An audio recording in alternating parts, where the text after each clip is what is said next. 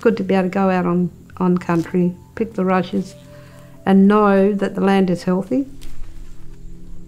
To get out there and pick rushes on land and just to be out there and talk about where you've been and what you've done in your time and keep your stories with the kids.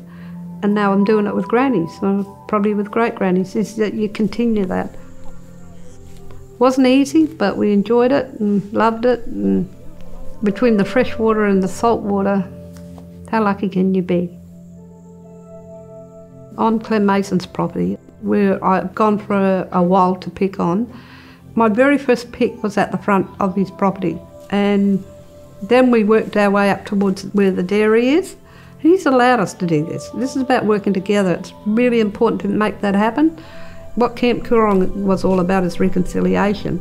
Well, we're able to work together with a farmer. He always come and check on us when we're on the property picking, come and have a yarn. And he'd say, oh, there's some more over the other side there. So you have your good picking and your hard picking.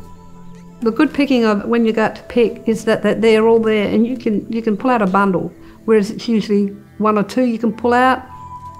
My last spot I went out and you've got all this other lot of grass growing, and in amongst that there's all those rushes growing there, but they're laying down, and we were able to pick from that, and that's what we call hard picking too. You know, when you go out and do a hard pick, it's hard on the hands. Yeah, but we've done it for over 40 years now, and we've still been able to keep it going. But you can tell when we've got land problems.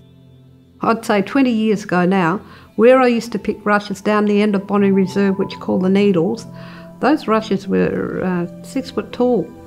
You know, you can't get that. The growth isn't there. When that drought was on, there was nothing much at all. And when you get low-cut rushes, you're satisfied because you have to keep it going. But by picking them, you're helping them grow like a harvest.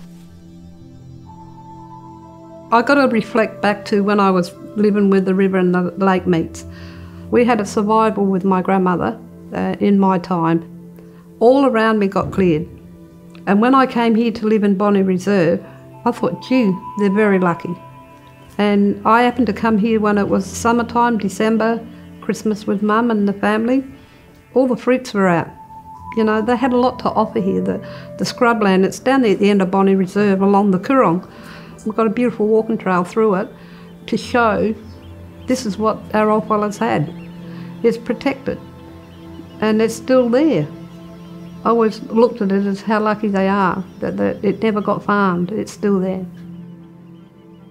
With caring for country, we've got a working on country crew here in Ngarrindjeri that go out in the field and check it all out.